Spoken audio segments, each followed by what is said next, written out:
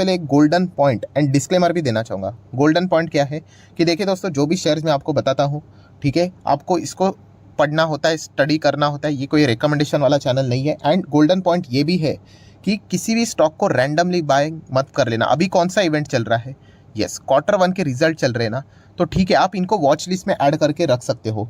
कोई पहाड़ टूटने वाला नहीं है, कोई ये रातों रात 10-10, 20-20 गुना बढ़ने वाले नहीं है। आप आराम से कंपनी के नंबर देखने के बाद चाहो तो डिसीजन ले सकते हो, ठीक है। जल्दबाजी मत करना। मैंने हमेशा कहा है कि शेयर मार्केट में जो जल्दबाजी करता है ना, वो हमेशा फंस जाता है, ठीक है। दोनों साइड पे, जब खरीदना चाहे तो वो नहीं खरीदता है, और जब बेचना चाहे मतलब वो बेचता भी, मतलब जल्दबाजी के चलते उसके शिकार हो जाती है। चलिए स्टार्ट करते हैं। 2 कंपनीज, उसमें से पहली कंपनी है FL इंडिया। यस दोस्तों, FL इंडिया की अगर मैं बात करूँ, कोई नया नाम नहीं है। अगर आप इस चैनल को देखते होंगे तो आप जानते भी होंगे कि इस स्टॉक को हम लोग 900 रुपये से यहाँ पे कवर कर रहे हैं, ठीक है। कवर करना इसका अर्थ ये नहीं कि मैंने आपको कहा था कि जाके खरीदो करके, वो आपकी मर्जी। अभी आप बोलोगे सर 900 रुपये का स्टॉक और 1000 रुपये जाने के हिसाब से आप इतना क्या उड़ रहे हो, तो दोस्तों ऐसी बात नहीं है।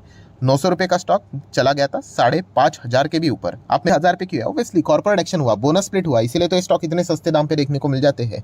तो ओवरऑल अगर हम लोग रिटर्न्स की बात करें तो इसने भी 5 साल में आप देख सकते हो 523% के रिटर्न दिया। एंड ये कंपनी जब कवर की थी तभी स्मॉल कैप थी, आज ये कंपनी मिड कैप कैटेगरी में एंटर यहाँ पे कर चुकी है, ठीक है।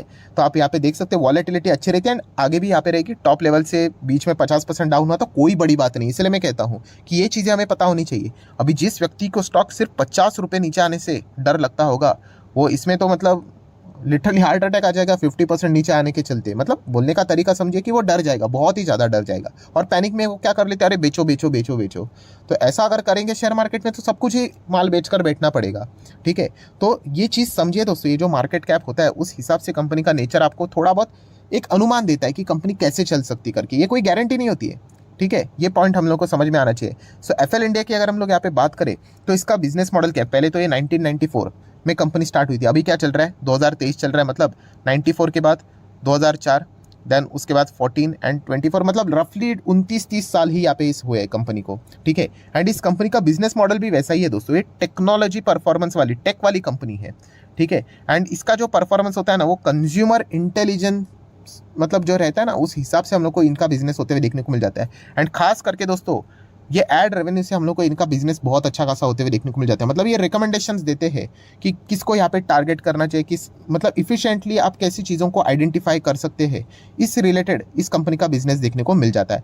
इससे रिलेटेड मैंने आप लोगों को एक बेसिक एग्जाम्पल भी दिया था, कौन सा वाला, कि अगर आप पुराने ज़माने में देखोगे, ठीक है, तो क्या होता था, बहुत सारे लोग टीवी देखते थे, आज भी देखते हैं, ऐसी कोई बात नहीं, बट टीवी में आप लोगों ने देखा है, कोई भी शो देखते होंगे, बीच में क्या आता है, ऐड आता ही कि नहीं, ठीक है।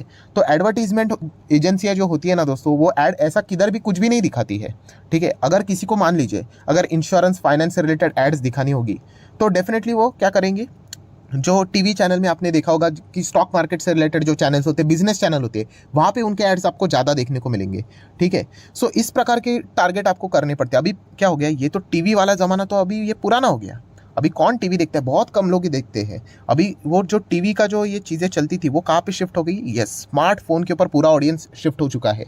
आपने देखा होगा हर चीज़ में एडवर्टीजमेंट बीच बीच में आती रहती है। आप कोई भी ब्लॉग पढ़ो, बीच में एडवर्टीजमेंट रहेगी। आप यूट्यूब चैनल भी देखते होंगे, ये वाला वीडियो देख रहे, बीच में एडवर्टीजमेंट आती रहेगी। तो उनको जो टारगेट करना होता है, ये ही इन कंपनीज का पूरा खेल हम लोग को बिजनेस इसी से रिलेटेड देखने को मिल जाता है। स्मार्टफोन का इस्तेमाल करते रहेंगे, उतने ही ज़्यादा वॉच टाइम होता रहेगा, उतने ही ज़्यादा एडवर्टीजमेंट चलेंगे, तो इन कंपनी का धंधा बढ़ता रहेगा।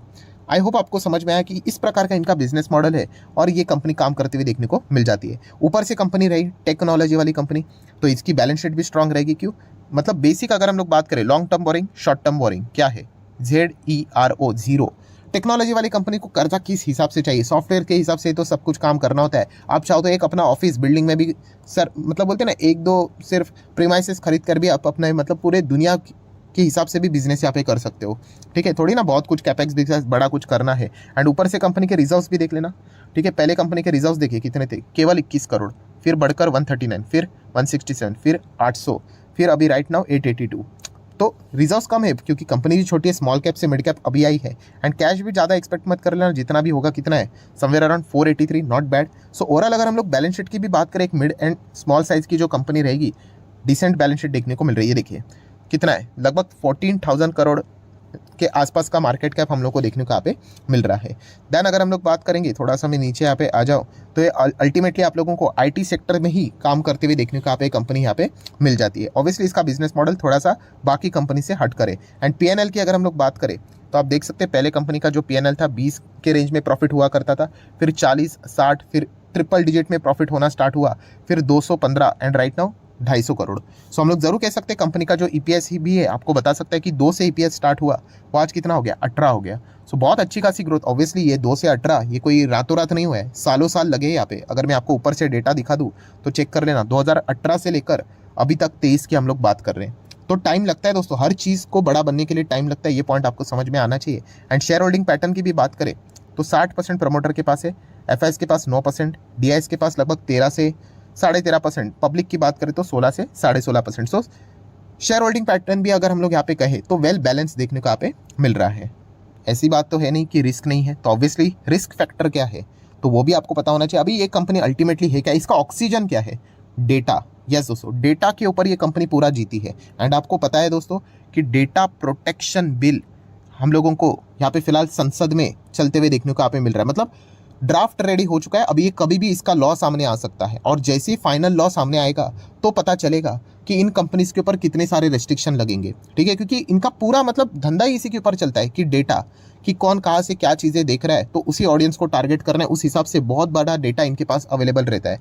सो ये डेटा प्रोटेक्शन बिल अगर आता है तो कितना रिस्ट्रिक्शन इन कंपनीज के ओर लगेगा एंड इसके चलते कंपनी का बिजनेस कितना अफेक्ट करेगा, ये देखने वाली बात बनती है। देखिए इसके चलते कोई धंधा बंद नहीं होगा कंपनी का, बट यस जब ये खबर सामने यहाँ पे आ जाएगी तो डेफिनेटली यहाँ पे एफएल इंडिया जैसी कंपनी में हम लोग को अच्छी खासी गिरावट भी होते हुए देखने को मिलेगी। इसके चलते डरने की जरूरत नहीं है, क्यों, क्योंकि ये एक्सटर्नल इशू रहेगा। जो भी इसके कॉम्पिटिटर रहेंगे उनके लिए भी सेम रूल एप्लीकेबल होते हुए देखने को मिलेगा, तो डरने की जरूरत नहीं। बट यस जिस दिन ये चीज़ें होंगी और अगर इनके ऊपर बहुत ही स्ट्रिक्ट रूल लगेंगे तो अच्छा खासा गिरावट हम लोग को इन स्टॉक्स में होते हुए देखने को मिलेगी। ये रिस्क फैक्टर आपने पकड़ कर यहाँ पे चलना है। जहाँ पर हम लोग बात करेंगे दूसरी कंपनी एमटार टेक्नोलॉजीज। यस दोस्तों, एमटार टेक की भी अगर हम लोग बात करें, बहुत शानदार कंपनी है, कैपेबिलिटीज इसमें ज़बरदस्त देखने को मिल जाती है। बीच में रॉकेट की तरह भागा था, फिर वापस नीचे भी आया था। तो ये एक स्मॉल कैप कंपनी है। स्मॉल कैप मतलब मेंटली पहले प्रिपरेशन करके रख लो, जिस दिन कभी अगर मार्केट में कुछ भी अगर हो जाता है 30-40% तो ऐसे ही गिर जाएगा, ठीक है। तो पोर्टफोलियो में अगर अच्छा खासा भाग भी रहा है तो समझ लेना लाख रुपया कभी भी 60,000 देखने को यहाँ पे मिल सकते, तो उतना बर्दाश्त करने की क्षमता होनी चाहिए। प्रॉब्लम क्या होती है, लोग अरे नीचे आ गया, अरे बेचो बेचो बेचो, अरे उसके बाद वो वापस भाग गया तो वापस टॉप लेवल पे खरीदने आ जाते हैं। तो ऐसा नहीं करना है हम लोगों ने, ठीक है। ये सारी चीज़ें मार्केट में के लिए एकदम आम बात होती है, चलती रहती है, ठीक है। तो एमटार टेक को भी आप स्टडी कर सकते हो, बहुत बार मैंने इससे रिलेटेड बातें बताई। 1970 से ये कंपनी यहाँ पे काम कर रही है। इसके वेबसाइट के ऊपर तो हम लोगों को सारी चीज़ें पता ही है। बिजनेस सेगमेंट सिविलियन न्यूक्लियर में काम करता है, डिफेंस एरोस्पेस में काम करता है, स्पेस में काम करता है, बॉल स्क्रूज रोलर स्क्रूज में काम करता है, क्लीन एनर्जी इनका मेजर सेगमेंट है। किसी ने कमेंट भी किया था, सर आपने पहले जो सेकंड वीडियो कवर किया था पावर सेक्टर से रिलेटेड, एमटार को आप भूल गए। डेफिनेटली मैं भूल गया, ऐसा भूल गया मतलब ऐसी बात नहीं है कि दिमाग से चला गया, मतलब वीडियो बनाते हैं थोड़ी ना हम सभी कंपनीज को कवर कर सकते हैं। यस डेफिनेटली इस कंपनी का भी जो 60% रेवेन्यू कलेक्शन है वो क्लीन एनर्जी से होते हुए देखने को मिल जाता है। मरीन सेगमेंट की बात करें वहाँ पे कंपनी काम करती है। सो बहुत ही उम्दा कंपनी है, क्लाइंट्स भी आपको पता ही है, फटाफट कवर कर लेते हैं, आप देख सकते हो। ब्लूम एनर्जी की बात करें, रफेल की बात करें, डीआरडीओ से लेकर बीडीएल की बात करें, इसरो, एचएएल की बात करें, देन जी की बात करें, जनरल इलेक्ट्रिक की बात करें, देन उसी के साथ साथ बालाजी अमाइंस की बात करें, टाटा ग्रुप भी आपको देखने को मिल जाएगा, आ जाएगा। ये देखिए टाटा ग्रुप भी आ गया। तो ये सब इनके क्लाइंट्स देखने को यहाँ पे मिल जाते हैं। थोड़ा फास्ट इसीलिए कवर कर रहा हूँ क्योंकि ऑलरेडी मैं मल्टीपल टाइम इससे रिलेटेड बातें बोल चुका हूँ। केवल 6,000 करोड़ का मार्केट कैप है, तो इसको आज भी मैं स्मॉल कैप टाइप की कंपनी कंसिडर करता हूँ। थोड़ा सा गिर जाएगा तो वापस नीचे यहाँ पे आ ही जाएगा। अपने ही सेगमेंट में नंबर 1 पोजीशन पे काम ये कंपनी करती है, ठीक है। एंड देन अगर हम लोग यहाँ पे बात करें तो कंपनी का पीएनएल भी देख सकते हैं, जस्ट अभी स्टार्ट हुआ है। सो डोंट एक्सपेक्ट कुछ बहुत बड़ा पीएनएल होगा। 3 करोड़, फिर 0, फिर 2 करोड़, सीधा घाटे में चली गई कंपनी। देन अभी जाके कंपनी का थोड़ा बहुत प्रॉफिट मेंटेन होते हुए देखने को मिल रहा है। बहुत सारे ऑर्डर भी कंपनी को मिलते हुए देखने को मिल रहे हैं। प्रमोटर होल्डिंग की बात करें तो 47% था, अभी 39% देखने को मिल रहा है। इसके चलते बहुत सारे लोग पैनिक होते हैं, कोई पैनिक करने की जरूरत यहाँ पे नहीं है दोस्तों, क्योंकि इंस्टीट्यूशनल इन्वेस्टर साइड में हम लोग को मजबूत पोजीशन लेते हुए देखने को यहाँ पे मिल रहे हैं। डरने की बात कब होती है, जब ये माल बेच रहे और इन्होंने माल नहीं खरीदा और पूरा माल पब्लिक के गले में उतारा है, तो डरने की बात यहाँ पे बनती है। एंड खास करके आप देख सकते हो गवर्नमेंट इंस्टीट्यूशन इनके क्लाइंट्स देखने को मिल रहे हैं। तो मतलब बोलते हैं ना, धोखाधड़ी होने के लिए तो किधर भी हो सकता है, ना नहीं बोल सकते ऐसा, बट चांसेस कम हो जाते हैं, ठीक है।